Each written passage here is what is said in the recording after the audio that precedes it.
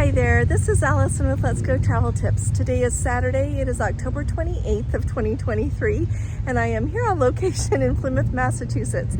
It's one of the wonderful places you can visit when you come here to Boston, this whole region. And so when I'm done telling you some cruise news that I want you to be aware of, I'll turn the camera around and show you a little bit of what the view is like up here.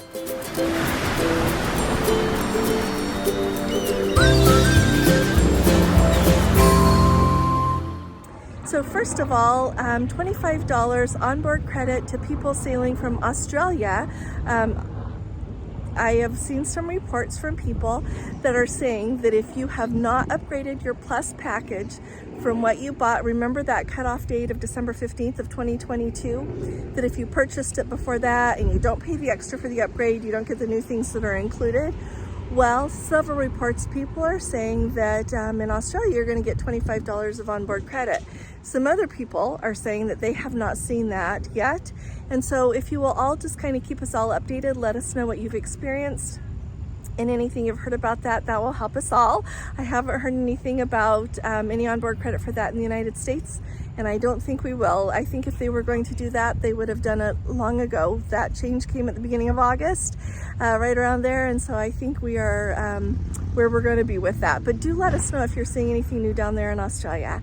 The next bit of news for you is the Majestic Princess right now is sailing down in the South Pacific, and they received a note from the captain. Someone was kind enough to report this over on our Facebook group. So if you're not on our Let's Go Travel Tips Facebook group, come and join us.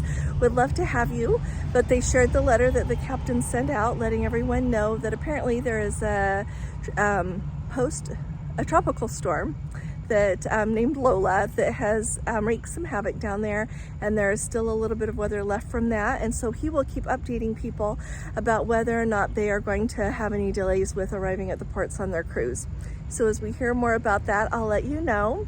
And another update, I've got two more things to tell you.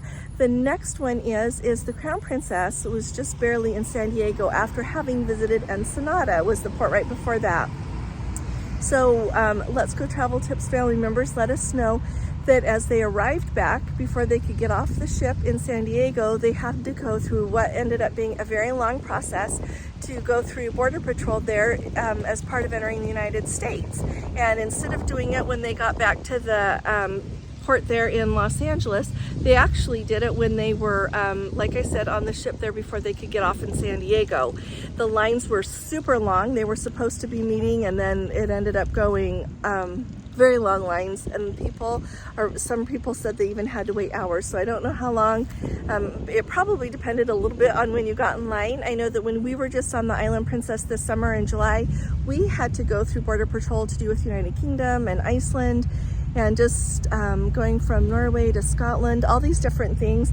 And so it sounds like that's going on again. So if you are in a cruise that goes to Mexico and back again, this might become the norm. So all of you who have been doing that, will you please let us know?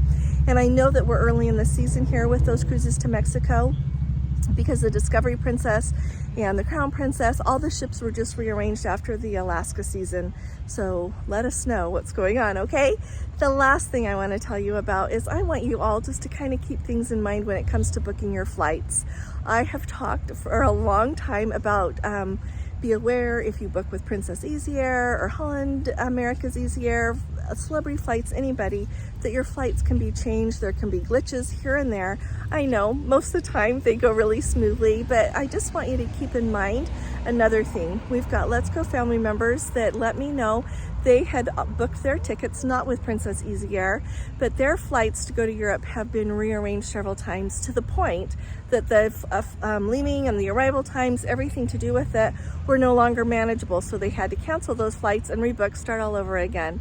So make sure that when you book your flights, if you're booking them on your own, that you make sure that you don't have to stick with those flights. Make sure that you can get a refund if you have to cancel them, and make sure that they are also refundable and changeable if they end up changing your flights around so much that either those, like the layover would be too short, or you can't fly the day that they've moved you to.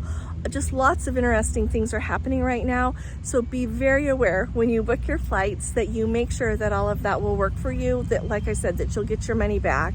And when you book with Princess Easy Air, that same kind of thing happens, except for when they change your flights around, you can't usually call and ask for a change. You just end up getting what you end up getting. So keep all of that in mind when you're doing your flights. And I will be talking to you all again really soon. It sure is nice to see you here. Thanks for joining me. Those of you who are on a ship or have anything else to share, put it in the comments there. Send me an email. I'd love to hear from all of you. You all, I will be talking to you all again really soon. You all take really good care. God bless you. Love you. Bye-bye. And I'm going to turn this around and show you some footage, okay? Alrighty, so right here is where I'm standing. And as you come along, so this is Plymouth. This is the harbor here. Right here, this is absolutely beautiful. This is the first monument that was built to remember the first people who passed away here of the settler. Here, let me. Alrighty, right here is Plymouth Harbor, and I was just standing here in the shade of a beautiful tree. And let me take you around to this side of this monument so that you can see. Well, here on this side is of the 104 passengers, these died in Plymouth during the first year. So here is the list of those people to be remembered. Then around here, about 100 souls came over in this first ship and began this work, which God of his goodness hath hitherto blessed. His holy name have ye praised. And then on this side, it shows that the monument is marks the first burying ground in Plymouth of the passengers of the Mayflower. It is just so beautiful. So I wanted to show you. And then on this side, it says the bones of the pilgrims found at various times in and near this enclosure and preserved for many years in the canopy over the rock were returned at the time of the tercentenary celebration and are deposited within this monument. So let me show you where the canopy is. See this canopy right here? That is where Plymouth Rock is, and I'll tuck in a couple of pictures. We already walked down there with the girls and have just had a lovely, lovely day. We're up on the hill here, but as you can see, you can go down the hill. There's steps or there's a ramp you can walk down, and then there's eating places and gift shops, souvenir places. It's a beautiful walk all along the harbor. And this is Massasoit. He is an Indian who was remembered for his kindness to the pilgrims. So this sculpture was erected in his memory. It says, Massasoit, Great Sachem of the Wampanoags, protector and preserver of the pilgrims, 1621. Isn't that just beautiful? So that is here at the top overlooking. I'll walk right along here so you can see for just a minute. And you can't see it, but behind this tree right here, there is right along there, there's a replica of a Mayflower. Right in here is where they've got what's remembered as Plymouth Rock. It's just the most beautiful day here. I think it's their last day officially of summer, really. It's supposed to get cold tomorrow, but it's, let's see, it's 82 right now. It's absolutely beautiful. So I just thought I would share this with you.